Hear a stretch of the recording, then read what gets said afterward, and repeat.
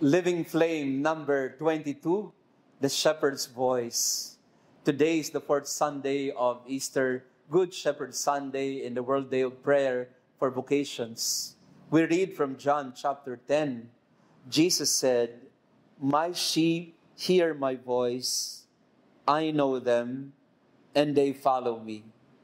I give them eternal life, and they shall never perish. No one can take them out of my hand. My sheep hear my voice.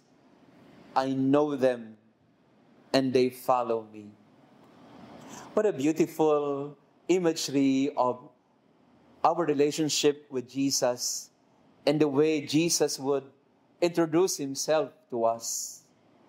He calls himself shepherd, and we are his sheep. And as a shepherd, he knows his sheep, and his sheep know his voice. There is a reciprocal, mutual relationship of love between the shepherd and the sheep.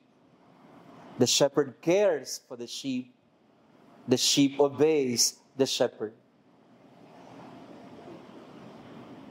So many of us in our life today refuse to listen to the shepherd. For many of us, we would rather listen to other voices in the world today. And for some of us, we would rather listen to our own voice and to no one else. Magandang tanungin sa ating pagdiriwang ng Good Shepherd Sunday, who is your shepherd? Who is the voice that you are listening to? What is the playlist of your life? Sino ang pinapakinggan mo? Sino ang sinusundan mo? It's so nice all the time to know that someone cares for us. And this is the tragic mistake, I think, of our modern world. Modernity values so much independence and autonomy. And it abhors dependency, or it abhors depending on others. Ayaw ng mundo na tayo ay nakasandig o nakadepende sa iba. In some sense, tama din naman yun. Hindi naman tayo dapat talaga maging palaasa. Hindi naman talaga tayo dapat maging tamad at iasa na lang sa iba yung buhay natin. But on the other hand, it also feels nice, and it is also so good to know that you are not on your own, that you are not alone, that somebody cares for you, that somebody shepherds you.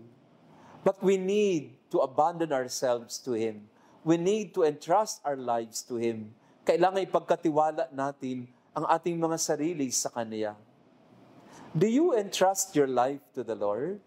Do you consider Him as your shepherd who cares for you deeply, who will not fool you or who will not forsake you?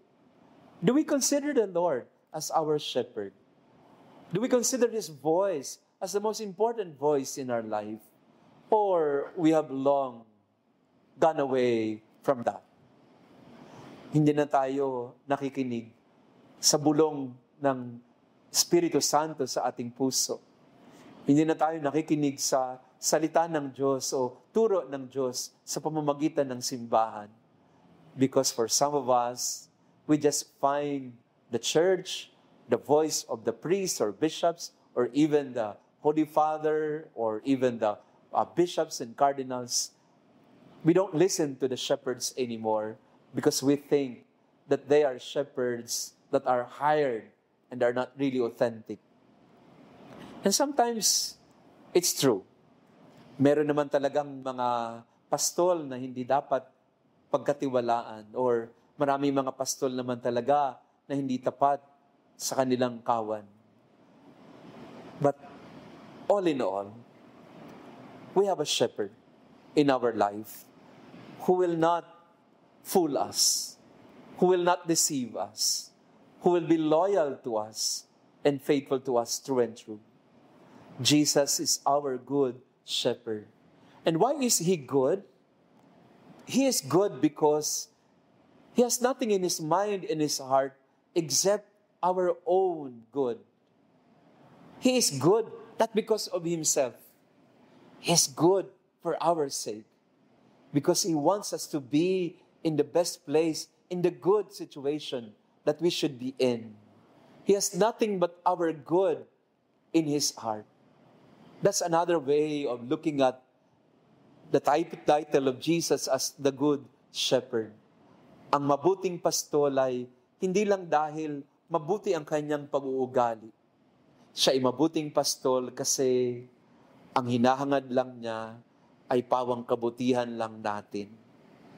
Pero ang tanong, mga kapatid, ay handa ba tayong magpaubaya sa Kanya? Handa ba tayong sumuko o isuko ang sarili sa Kanya? Should we allow Him to take the lead? Should we allow Him to guide us? Should we allow His staff, yung Kanyang tungkod o ang Kanyang pamalo, na dadampi man sa atin, pero hindi para saktan tayo, kung hindi para tayo ay gabayan, para dalhin tayo sa mas mainam na pastulan. The Good Shepherd cares for us.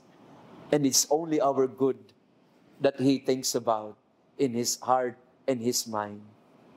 Good Shepherd Sunday, let us entrust our lives to the goodness of the Shepherd.